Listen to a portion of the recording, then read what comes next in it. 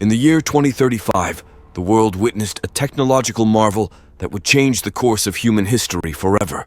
It was the birth of Connect, a virtual world so advanced and immersive that it felt as real as the physical world itself. In Connect, perfectly natural AI NPCs roamed the streets, and players could engage in fancy swordsmanship and wield magical powers that were beyond their wildest dreams. This groundbreaking virtual reality universe drew in over 100 million people, all eager to experience its wonders. But beneath the surface of this mesmerizing digital realm, a darker tale unfolded. A large group of lifeless bodies lay strewn in front of the towering gates of Connect, a grim testament to the unfolding events. Among the horrified onlookers, a man known by the in-game name Crash emerged as a central figure. He was Do-hyun, a figure reviled as a bastard and an enemy of the Empire. The tension in the air reached a boiling point as one of the onlookers urged the others to charge at Do-hyun, who now stood alone, facing the accusatory crowd. They believed he was responsible for the chaos that had befallen Connect. In the face of the approaching mob, Do-hyun remained eerily calm, his in-game rank displayed as 13th, and his class as psychokinetic. An arrow was launched at him with a fervent cry for his demise, but with a simple gesture, Do-hyun deflected the projectile, decapitating the man who had launched it. The leader of the group, undeterred by this supernatural display, ordered his knights to unleash a volley of arrows upon Do-hyun. To their astonishment, the arrows halted in mid-air as Do-hyun raised his hand. He then sent the projectiles hurtling back at the knights, taking them by surprise and causing chaos among their ranks. With a swift roll of his dagger, Do-hyun attacked the leader, drawing blood from the man's neck. Do-hyun then turned his attention to the remaining knights, who cursed his seemingly psychotic abilities and questioned the source of his overpowering skill. As the knights pondered their fate, a sense of dread swept over them as they noticed weapons suspended in the air above them. Do-hyun aimed the weapons menacingly, prompting the knights to realize their impending doom. In a cruel twist of fate, he released the weapons and they flew directly at the knights, sealing their fate. Leaving behind a trail of bloodied footprints, Do-hyun proceeded to the castle, where he easily dispatched the guards. As he explored the interior, he couldn't help but wonder what had led to this chaos. Suddenly he heard a faint cough beside him, and to his surprise he discovered the Pope standing there. The Pope revealed that it was the end he had been searching for, and spoke of God's prophecy, which foretold the arrival of saviors to this world. Do-hyun reached out to grasp the Pope's pendant, a symbol of his quest. However, the Pope held his hand tightly, questioning him about the violence, destruction, and chaos he had brought to Connect. He demanded answers for the burning cities, the innocent lives lost, and the enslaved people. The moment hung heavy with unspoken truths, and Do-hyun had to confront the consequences of his actions. Before we continue, take a moment to answer the question of the day. What is the trashiest Manhwa character? Comment down below for a chance to be shouted out. Now, back to the recap. With a decisive and somewhat disrespectful gesture, Do-hyun grabbed the Pope's necklace, addressing him as an old man. He shifted the blame away from himself, pointing fingers at the guild that had colluded with the Empire, insisting they were the true culprits behind the chaos that had engulfed Connect. However, Do-hyun's brief respite was interrupted by the sound of approaching footsteps outside. He cursed under his breath, realizing that the latecomers from the guild had finally arrived. Do-hyun ascended the stairs with the Pope, who warned him not to forget that everything would unfold according to God's plan, and that all involved would ultimately pay for their actions. Facing a massive box with a hole in the center, Do-hyun slowly placed the pendant into the hole. A magical light emerged, signaling that the box had accepted the pendant. It revealed an underground passage, beckoning Do-hyun to descend. As he navigated the passage, his attention was drawn to various objects and a book suspended in a purple light. He recognized these as the first mythical items in Connect, a reminder of the major guild's collusion with the Empire 5 years ago. Do-hyun understood the gravity of the situation and quickly stashed these valuable items in his inventory, knowing that the guilds would be infuriated if they found out he had obtained them first. However, his departure was delayed as he noticed something on the table nearby, a mysterious game cartridge. Curiosity piqued, Do-hyun picked up the cartridge, wondering why it was there. Suddenly, a powerful surge of pressure emanated from the game cartridge, causing him to bend his knee in pain and panic. He questioned whether it was a connection error and what it could signify. In response to the unsettling experience, he logged out of Connect immediately. As he awakened in his room, Do-hyun's heart raced when he discovered a stab wound near his chest. Someone in the room advised him to stop moving. Frustration and anxiety welled up within him as he realized that things were taking an unexpected turn for the worse. The man in the room, accompanied by other suited individuals, demanded to know why Do-hyun was moving so restlessly. urging him to accept his impending demise peacefully. This infuriated Do-hyun, prompting him to denounce them as pieces of trash. Amidst the tension, one of the men contacted their president, informing him that they had captured Do-hyun and inquiring whether he should be brought in alive. The president's response was chilling. He ordered Do-hyun's execution, making it clear that he only desired Do-hyun's head. The situation had taken a dark and dangerous turn, with Do-hyun's life hanging by a thread in both the virtual and real worlds. As the men forcibly held him, Do-hyun's pleas for mercy fell on deaf ears. They mocked him, taunting him for thinking he was special just because he excelled at a game. They questioned if he believed nothing could faze him, reminding him to stay within his limits. Desperation consumed Do-hyun as he gained a taste of fame, and he begged them not to end his life. But his pleas fell on deaf ears as one of the men covered his face, a sharp blade raised high, ready to deliver the fatal blow. The room filled with the sound of merciless stabs, and in his last moments, Do-hyun couldn't help but think that these men were insane,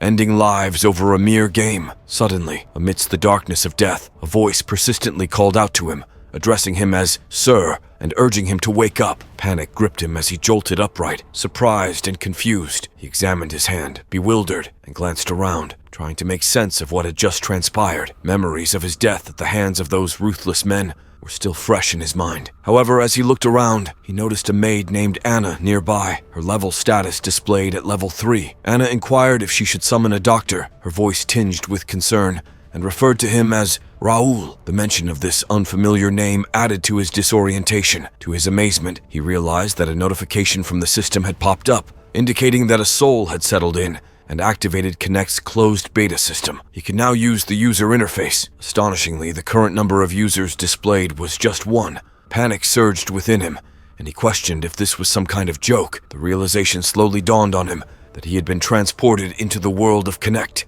Walking out onto his room's balcony, he marveled at his newfound sensory perception, being able to feel the wind and everything around him. It was vastly different from his experience as Crash. Do-hyun understood that his synchronization level, the depth of his connection to Connect, was crucial. Normal players had around 30% synchronization, but he had an astonishing 90%. This had allowed him to maintain his top-ranked position for a decade, until the major guilds disrupted his reign. Yet, he couldn't ignore the fact that he no longer inhabited his previous body, a sense of misfortune creeping in. He had invested so much time and effort into leveling up that body. However, he remembered that this was a closed beta phase, and the current user count was just 1. It left him wondering if he was the sole inhabitant of this world at the moment. He instinctively raised his hand, and was relieved to find that he could still access his inventory, signaling that his connection to Connect was indeed intact. The mysteries of this new reality awaited his exploration. Even in the closed beta phase, Do-hyun instinctively used his scan user's information feature, and the system promptly indicated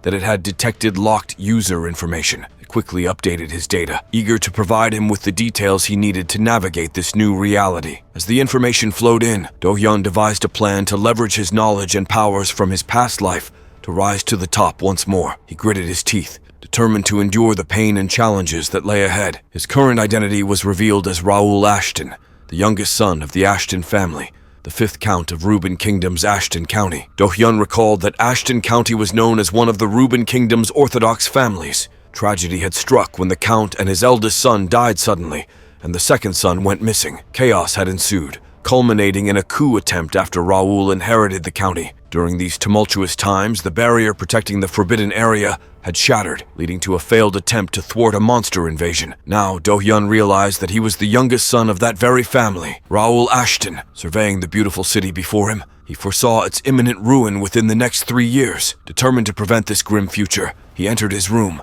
realizing that he no longer had the personas of Baeo-yan or Crash to rely on. This was his last chance to make a difference. He clenched his fist, bearing in mind the suffering he had endured as Baeo-yan. Missing the opportunity to alter the course of events would be a profound regret. Gazing at the sword resting on the table, Do-hyun understood that there was only one way to avert disaster.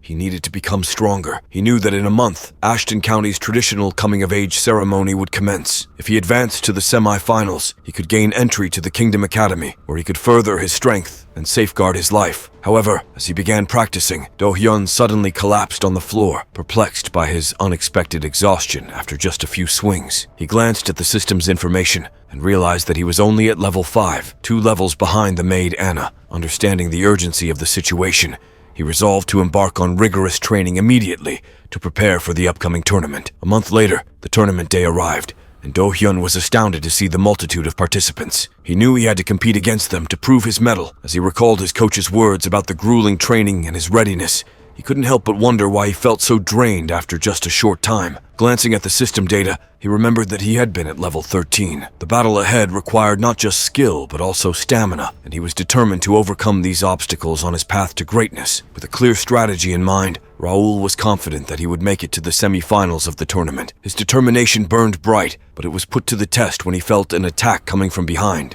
He swiftly avoided the blow, causing it to strike the ground instead. Turning around, he was surprised to find a fist behind him, and the man apologized, claiming that his hand had slipped. The man recognized Raoul as a precious noble and inquired about his presence at the tournament. Raoul recalled the man's name as Dion, a distant cousin who had bullied him mercilessly during swordsmanship training in the past. The Ashton family's motto dictated that everyone be treated as equals on the training ground, with no one held responsible for training injuries. Dion had used this as an opportunity to torment those weaker than him. Dion suggested that Raoul withdraw while he still could, warning him that this time it wouldn't be just one bone broken. He intended to break every single bone in Raoul's body. With a smirk, Dion teasingly instructed his cousins to let Raoul pass, predicting that Raoul would cry once more. As Dion walked away, laughter in tow, Raoul harbored a determination to face him in the finals and exact his revenge. Meanwhile, at Ashton's castle, the butler handed a tournament report to a man. The man, Count Melvin Ashton, inquired about any useful participants. However, his attention was drawn to a list, and he asked the butler where Raoul was. The butler revealed that Raoul had returned to his room after finishing his meal. Count Melvin, filled with pride, exclaimed that Raoul had truly made it and reached the group stage. Count Melvin had never forced Raoul to learn swordsmanship due to Raoul's physical weakness compared to his brothers. However, Raoul had started training only a month before the tournament. Despite countless falls and struggles, he never gave up. Count Melvin understood that Raoul had endured bullying during his training and decided to wait until Raoul could stand up for himself. Raoul's progress had surpassed his expectations. Count Melvin resolved to visit Raoul after the finals were over. The day of the finals arrived, and the audience eagerly anticipated an exciting match. They urged the combatants to make it entertaining and not drag it out. Frustrated, the man facing Raoul wondered why the seemingly weaker opponent wasn't falling. Raoul, panting from exhaustion, managed to block each of the man's continuous attacks, desperately avoiding getting hit. The man grew increasingly frustrated that none of his strikes connected. In a fit of anger, he launched a powerful attack, shouting at Raoul to go down. However, Raoul skillfully slid backward, creating distance between them, leaving the onlookers and audience horrified. Spectators began to comment on Raoul's endurance, marveling at how he withstood the man's relentless attacks. Voices from the audience expressed support for Raoul, further fueling the man's anger. In response, the man swung his sword furiously at Raoul, calling him a rat and taunting him to stop running away. Raoul continued to parry the man's attacks, skillfully blocking his strikes with his own sword. He teased the man about not being able to hear him properly, further enraging his opponent. As the exchange continued, Raoul blocked another of the man's attacks and slid backward, readying himself for the next move. One spectator addressed the man as Edmund, urging him to finish Raoul, as the match had dragged on for long enough. Edmund, now more serious, declared that he was done playing around. He unleashed his power, forming a mana sword, and warned Raoul that he was going to end it. The audience gasped in shock at the sight of the mana sword and cautioned Raoul to dodge it, as getting hit would mean certain defeat. With determination, Edmund swung his water-powered skill towards Raoul, instructing him to die. To everyone's surprise, Raoul remained standing, defying expectations. Edmund wondered why Raoul hadn't dodged the attack and launched another powerful strike. An explosion erupted in the center of the arena, creating a shockwave that left the audience stunned. As the smoke gradually dissipated,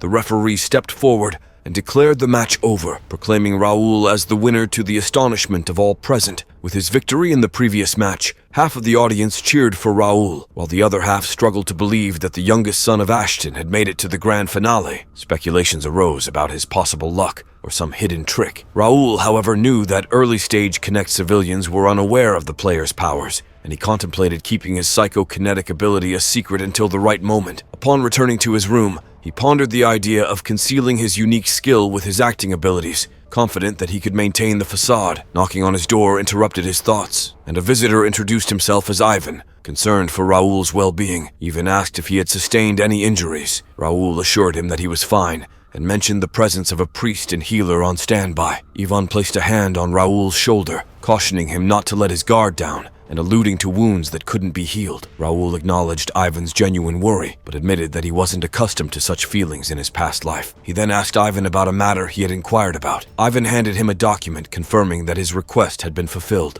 As Ivan was about to mention Dion, Raoul interrupted him, telling him not to worry and expressing confidence in his impending victory. Ivan respectfully bowed and left the room, pondering how Raoul's confidence resembled Count Melvin's when he was younger. Raoul examined the document, recognizing its value in relation to Ashton County's betting system, which supported tournament participants. Placing the document on the table, he believed it was enough to secure his place in the family, with the only remaining obstacle being the defeat of Dion. The host's voice echoed, announcing the beginning of the final match against Dion. Half of the audience cheered Raoul, urging him to win with his skills, while the other half warned him to be ready for what Dion might do. Dion wasted no time in taunting Raoul, calling him a weakling and questioning how he had made it so far. Dion promised to make Raoul regret coming up against him and described the gruesome fate that awaited him. In response to Dion's words, Raoul simply yawned and asked if Dion was done stretching his tongue. The room buzzed with tension as Raoul clenched his fist in anger and released a powerful violet aura,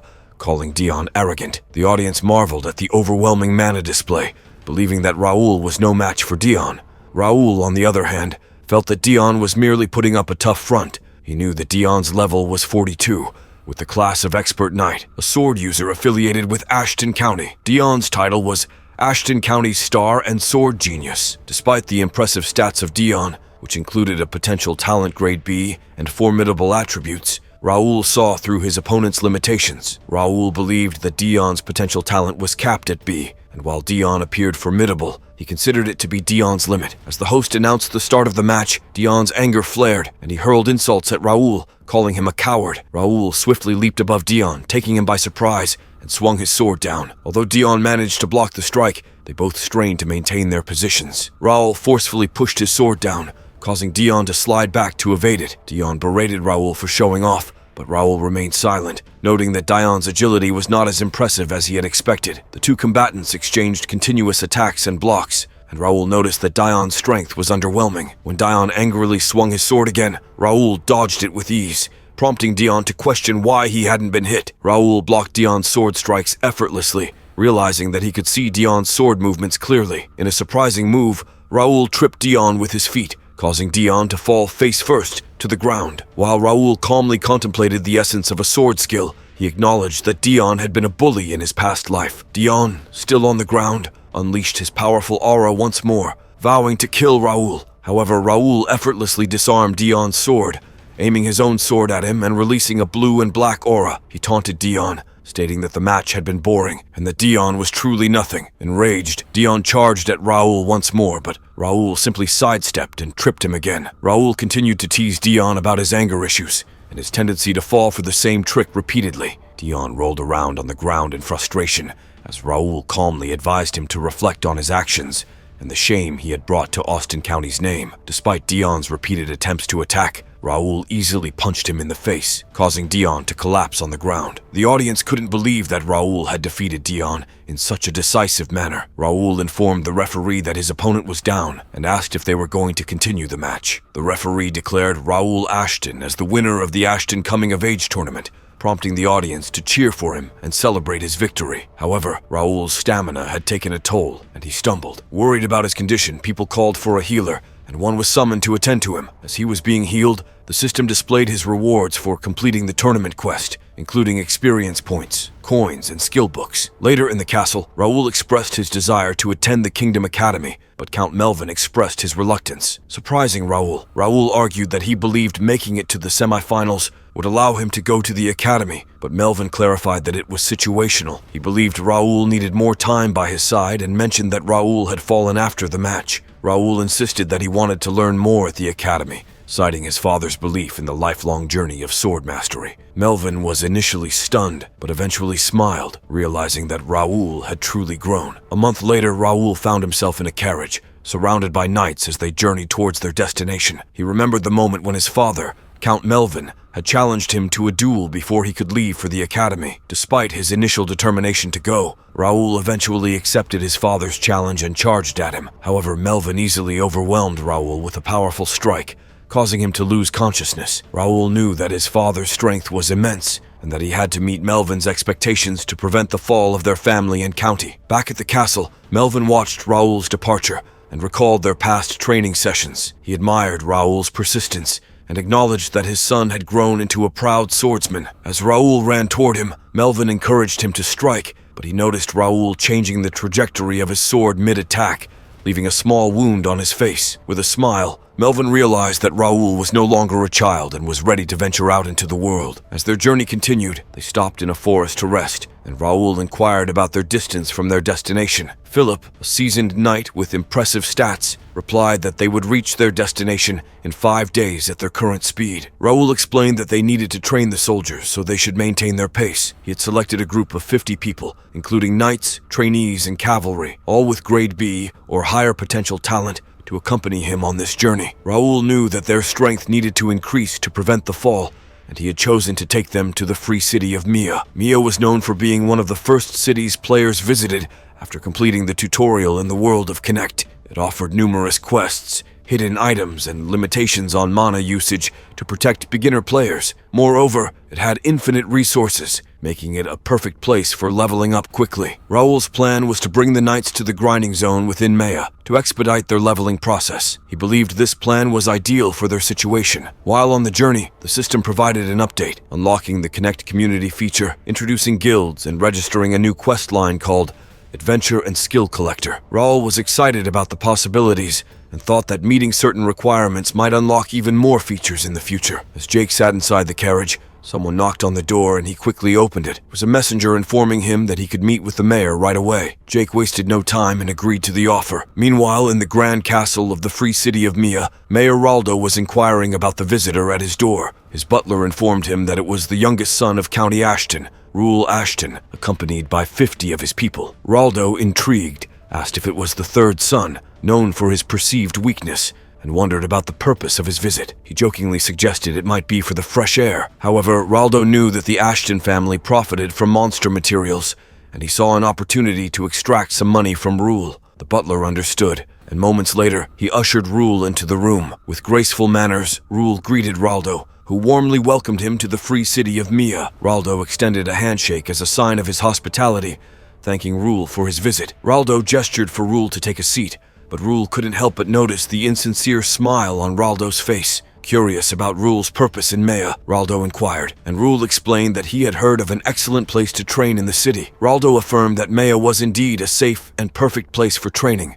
However, Rule had a specific request. He wanted permission to enter the cursed forest, which startled Raldo. Raldo initially expressed concern for the danger, especially for someone he considered a weakling, but Raldo quickly clarified that he meant it was more suitable for younger individuals. Rule, seemingly unsurprised, hinted that he might have to discard the 500,000 gold he had intended as a gratuity, which left Raldo even more astonished. Raldo immediately seized the bag of gold and assured Rule that he was only joking. He agreed to grant Rule permission to enter the forest, all the while wearing a genuine smile. Rule knew that his next step was to grind and reap the rewards to rise to the top of Connect. Later, the knight arrived at the free city of Mia, walking the streets with Jake and Philip. He pondered the city's potential, built for Connect players to inhabit, yet virtually deserted due to the closed beta, except for himself and Rule Ashton. He recognized the city's crisis, with abundant facilities far surpassing its current population, causing land prices to plummet. However, the knight's true purpose lay in real estate. He believed that acquiring inexpensive lands in Mia would eventually lead to the construction of luxury homes for nobles, guild buildings for players, and apartments for regular players. He anticipated that the land's value would increase significantly in the future. He also foresaw Mia becoming a shelter during future wars, recalling its past significance. The knight resolved to prepare for the impending war and potential risks. He informed the powerful major guilds that he wouldn't be helpless against their financial dominance this time. Later, Jake, somewhat sweaty and anxious, asked if he needed to sign some documents. Annoyed, the knight scolded Jake for being the only one yet to sign, urging him to do so promptly. Jake hesitated, explaining that his mother had cautioned him about signing papers. Eventually, the lady handling the documents informed them that a total of 51 individuals had registered for the guild. The knight felt a sense of accomplishment, believing that he had established the first guild in a world without players, and that it would be the most advanced. He looked at his companions, knowing that they would receive assistance from the system as guild members. In the Battle Association Mira branch office, the knight eagerly announced his presence, prompting the lady to welcome him. He inquired about skill books, asking about the highest rank available. Skill books contained various skills that could be learned through careful reading, with ranks ranging from F to S. The lady mentioned that their branch office offered up to rank C skill books, but rank C books were exclusively available to VIP customers. Curious, the knight asked about the requirements for VIP status, learning that it could be achieved through contributions to the association, completing quests, or making significant purchases. For the latter, the lady explained that substantial spending was required, amounting to 10,000 gold. He carefully placed the bag of gold on the table, emphasizing that it wasn't much. He asked if he could start by looking at the D-rank skill books first. The lady behind the counter happily inquired about his preference among sword, bow, magic, or shield skills. He smiled and replied that he wanted to see all of them. Jake, visibly fatigued, panted and questioned the necessity of acquiring all those books, given the weight of the bag they were carrying. The knight assured them that even though it might seem like a hassle now, these books would elevate their skills to a higher level. Philip chimed in, suggesting they could have purchased power armor with the money they spent on the books. However, the knight reassured them, asking for patience and promising that they would appreciate the decision tomorrow. Moments later, he reached his apartment room. Gazing at the multitude of books in front of him, he realized that he might have gone overboard. He knew that players had limits on the number of skills they could use, and normally they couldn't use a variety of skills at once. He then recalled the unknown items in his inventory when he woke up in Raoul's body, which he couldn't interact with until he received the quest. Now that he had the quest, he opened his inventory and discovered that one of those items was the sealed skill dex. He deduced that completing the quest had activated the skill dex. Glancing at the quest window, he saw that the quest collector had an unknown grade and a description instructing him to collect at least 10 skill books and register them in the skill dex. Additional rewards were promised based on the type of skill books. His primary reward for completing the quest was the activation of the skill dex, but he also stood to unlock traits and acquire new skills as extra rewards. Excited, he picked up a few books and realized that he had to open the skill dex and place the skill book inside. As he did this, the dex book started moving on its own, emitting a strong purple light that flew directly into the other book. Words emerged from the dex book, leaving him in disbelief. He noticed that a sliver of mana in the book had disappeared, indicating that this process would take a considerable amount of time. He wondered if there was a way to register all the books at once when suddenly, the books levitated in midair, leaving him utterly shocked. Before we continue, let's take a moment to shout out at XSNIM Addict X, who commented, "I think roused from party Karatsui Husareda, Sono Chiyushi Jitsu wa Saikyu Nitsuki," or the evasion healer, on our Dr. Isekai video. Thanks for commenting. A vibrant purple light once again emerged from the dex book and soared toward the books suspended in midair. The books descended gracefully to the ground as the process completed. Curiously, he flipped through the pages of the dex book, wondering if it had comprehended his request. To his astonishment, it had indeed worked. The system displayed that he had successfully completed the quest. As a result, his rare skill dex had been activated. Additionally, his X-grade trait, Skill Collector, was unlocked, along with Copycat, a skill rated as S. He inspected the Skill Collector, which had the power to activate the skill dex, and Copycat, which slightly increased the likelihood of acquiring skills from examined opponents. He noted that Copycat's mastery was at a beginner level 3, and its effect allowed him to steal and use the skills of others. He couldn't help but think it was overpowered, as it allowed him to utilize someone else's skills. The system then revealed that the skill decks were of a rare grade and upgradable. These decks were described as replicas of the mythical item Skill Decks, capable of recording ancient skills. The records reset when crossing dimensions, and the deck would regain its true power after meeting specific requirements. Currently, it contained records of 525 skills. He recognized it as the mythical item he had obtained just before his previous life ended. Some remnants of his past life, like his psychokinesis trait and items, had come with him, but his skills had been reset, and this was a replica. He also noticed that the only remaining unknown items in his inventory were the 3 X-grade traits and 1 item, leaving him curious about their potential. The following day, the knights were taken aback by the system's interface, causing them to panic. They bombarded him with questions about the status window in the guild chat. Their voices echoed in a state of alarm as they expressed their urgency to seek guidance from a priest. On the other hand, the butler welcomed him into the room, his sleepy eyes observing the butler with a sense of intrigue. Unable to sleep all night, he had been engrossed in reading through the skill decks. The following day, he greeted Bernard and inquired whether he had explained everything to the knights, as instructed. Bernard affirmed that he had followed the instructions. Excitedly, he asked Bernard about the skill book and if he had tried using it. Bernard nodded in agreement. He knew that Bernard was a servant of the Ashton family and Ivan's stepson. Bernard had been working for the county from a young age and had been personally taught by Ivan. His remarkable memory and efficiency were not the only reasons he had chosen Bernard. Bernard then demonstrated his ability by gracefully releasing wind from his hand, leaving him amazed. He acknowledged Bernard's control over the wind, and Bernard modestly replied that he was flattered. Checking Bernard's details on the system, he learned that Bernard was 27 years old at level 21, with classes in Servant, Beginner, and Windwalker. Bernard's affiliations included Ashton County and the First Guild. His talents encompassed administration, management, and wind power, while his potential talent was rated as Grade A. His stats included 17 for strength, 18 for agility, 24 for stamina, 53 for intelligence, 46 for willpower, 23 for spiritual power, and 41 for senses. Bernard's unique traits were sharp manager, cold head, and like the wind. Although Bernard might lack in certain stats, he had great talent as a servant or an adventurer. With his preparations complete, he instructed Bernard to get ready. Bernard was confused and asked for what purpose. He replied that they were leaving as soon as the knights had acclimated themselves, heading to God's domain, the Cursed Forest. What will happen next? Find out next time by staying tuned for our future recaps. Don't forget to like and subscribe for more great recaps.